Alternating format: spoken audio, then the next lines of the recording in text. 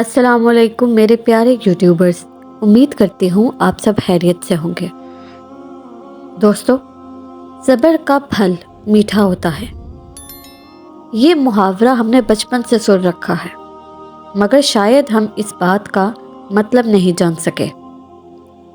پہلے تو ہمیں یہ نہیں پتا کہ صبر در حقیقت ہے کیا۔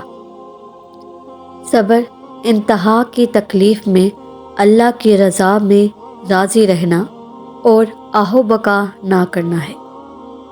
صبر وہ ہے جو حضرت ابراہیم علیہ السلام نے حضرت اسماعیل علیہ السلام کی قربانی کے وقت کیا۔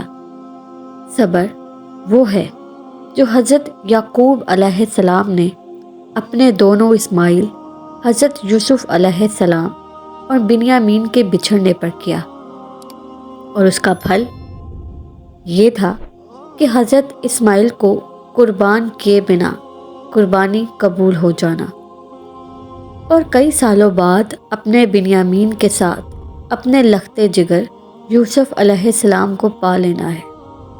ہمارا صبر بھی کامل نہیں ہے تو پھل کیسے میٹھا ہوگا؟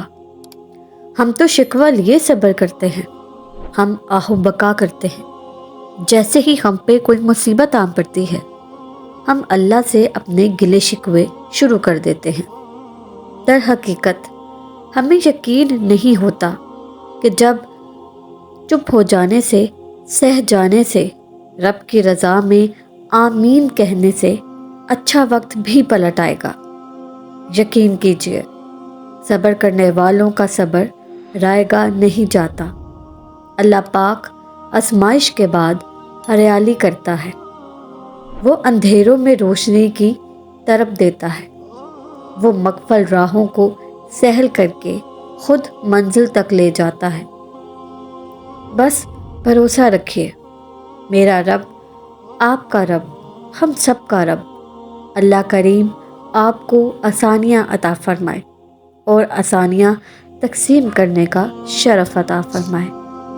میری دعا ہے کہ میرے مسلم بہن بھائی اور جہاں کہیں سے میرے ویورز جو میری ویڈیو کو سن رہے ہیں، دیکھ رہے ہیں، اور آپ کو صبر کی توفیق عطا فرمائے اور آپ کی زندگی کو خوشیوں سے بھر دے۔